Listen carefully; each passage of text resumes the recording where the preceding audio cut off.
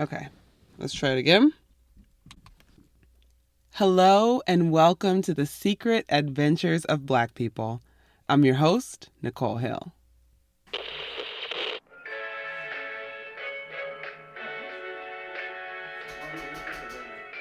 My favorite place to be, come Christmas time, besides in front of the TV, is in the kitchen. It feels like watching a play or a dance or something. We're chopping up this and seasoning that and putting things in the oven and then throwing other things on the stove. And everybody is telling stories and these little anecdotes that get broken up whenever something starts steaming or buzzing. Now, I figured this is probably not just an American experience, but to be sure, I decided to check in with our cousins over in London. Okay, and so growing up, well, are you from London? Did you grow up Yeah, there? that's right. Yeah. So me and my brothers were born and raised in London, but my dad is from Ghana and my mum is from Guyana, which is a Caribbean country in South America. I called Athena to hear what Christmas was like in the UK. Athena's a mom. Baby Iowa's going to make a couple appearances in this episode.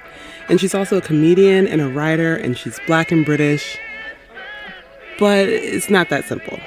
Athena told me all about the kitchens of a traditional British household come Christmas time. Like everything. So it's a Christmas dinner, but it's not like an English Christmas dinner. It's a Christmas dinner that you get when you're half African, half Guyanese. But why jerk turkey before Christmas? It's just how you season. It's just how you season chicken. I mean, to be honest, it's not jerk because if it's proper jerk, you're supposed to cook it on a barbecue.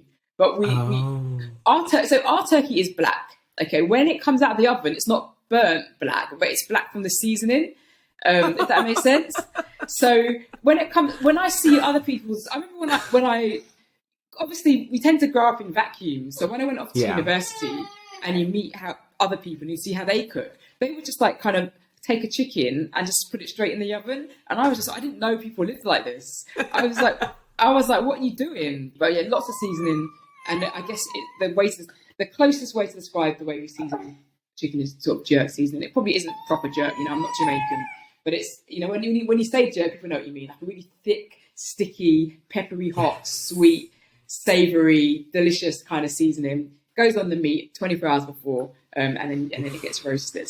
And then we used to make it all. And every year, like once I started to get good in the kitchen, I do different things every year. So I do like mac and cheese, I do roast salmons, and I used to like doing fun things like vodka jellies.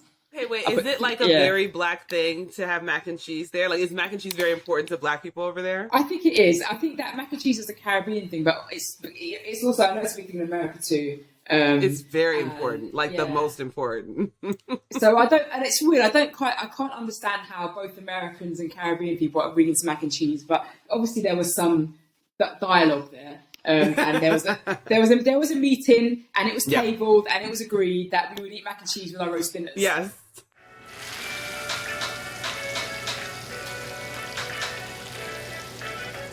So so Christmas was really a big deal in our household, like a really big deal. And my mum and my older brother particularly lean very heavily into the holidays. Like it's definitely my brother's favorite time of the year. And there's probably like personal reasons for that. For like a long time when my brother was young, it was just kind of him and my mum, because my dad didn't really stay in the UK, but it's a long story, but it was basically my mum and my brother by himself. So I think they really loved Christmas because that was a time for them to be together. They could decorate the house, they could visit people, they could spend money without feeling guilty about it.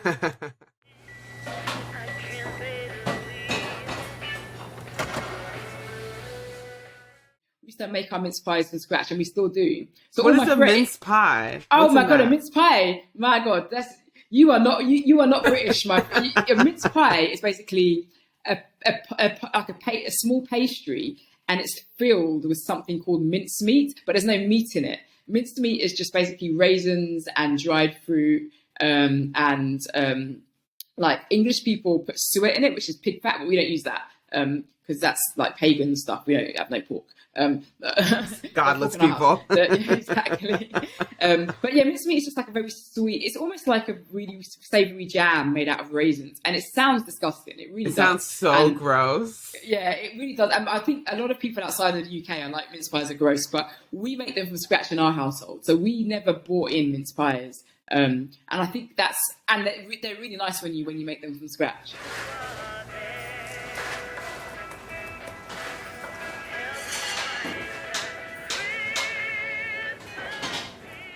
What's really weird is that my parents aren't British, but I probably know more British traditions than British-born people. Really? Was it important to them? They were like, we got to make this real British.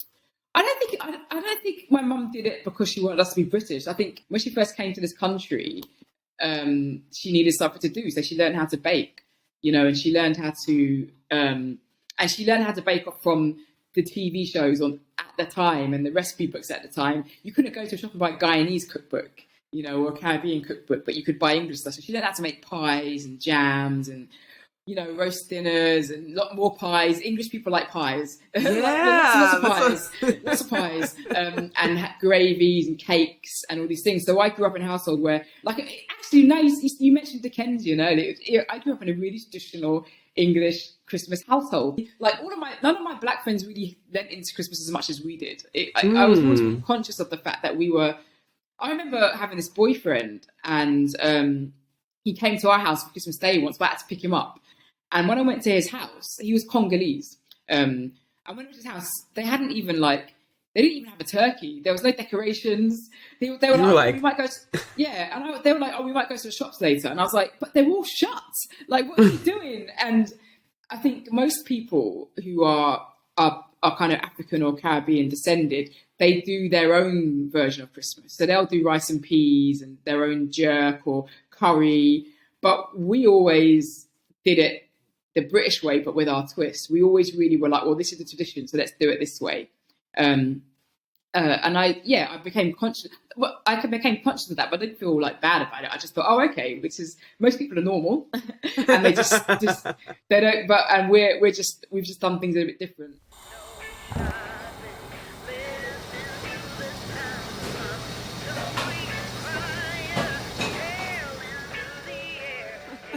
Knowing all the different places you come from, all the different traditions that you're weaving together, in the UK, I'm so curious, do you all consider yourselves Black, or is it kind of do you consider yourself specifically where you're from? What does being Black mean over there?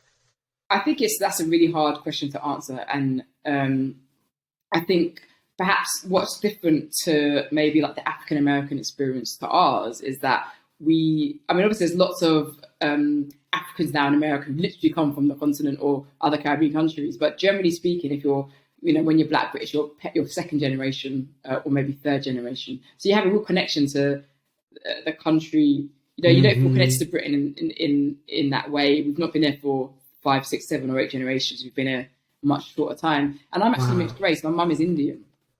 So there's lots of Indians in the Caribbean. And my mum is Indian Caribbean from Guyana.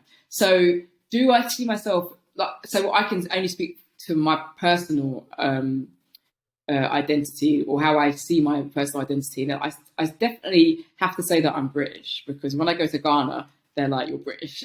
I was born here, I sound British, I have some British sensibilities. I use my British passport to get into countries where people from those countries couldn't travel at all in their passports. I have all the privileges of somebody that was born in this country. I have an NHS, free healthcare, and all these other things. So if I don't call myself British, I do a disservice to the journey that my parents made, and also I kind of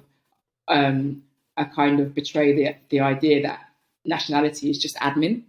Nationality really is just administration. You fill in a form and you get a passport in the post. So my passport says British, so I'm British. That's the end of it. But I definitely see myself as, mixed race / Black British. But what I feel quite strongly is that doesn't mean a person who sees me with that label can make an assumption about me, because it's just not possible. We are too diverse. We grew up. And also, like, Britain's a big place. What if you come from Scotland? What if you come from Wales? What if you come from northern England? What if you come from southern England? But being Black British is a thing, but it's many things. So when I say I'm a Black British person, it's not a helpful label because it doesn't mean anything. But what it does mean is that you can ask me questions just to kind of like, okay, what kind of Black British am I? And I can say, oh, I'm Indian Guyanese, I'm Black Ghanaian, and I was brought up in North London.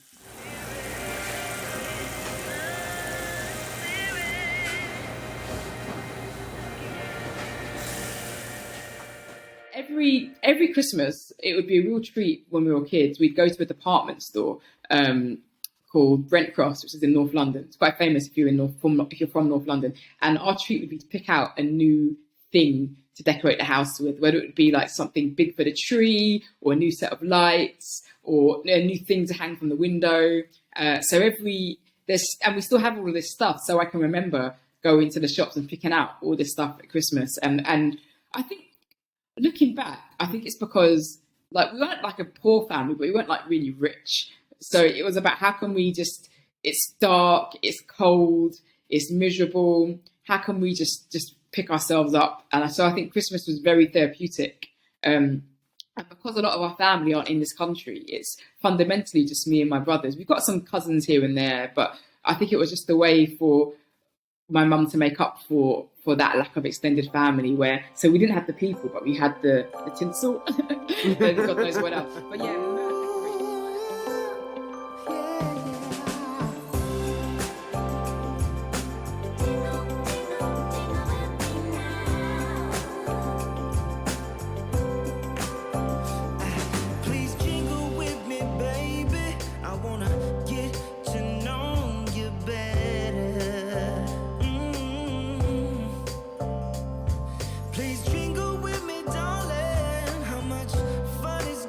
Athena, you're amazing. Thank you for sharing your Christmas with all of us.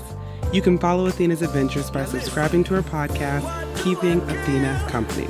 You can find links and handles to all things Athena in the show notes and on thesecretadventuresofblackpeople.com, as well as more information about the show and how to follow and support. To hear a little more of our conversation, you can visit patreon.com and become a supporter. Thank you to my mother and sister and Alana Nevins for story editing assistance. I'm Nicole Hill, host and producer of the show, and non-participant in the Christmas cooking. I just do the dishes. See you soon for more stories of Black folks holding it down across space and time.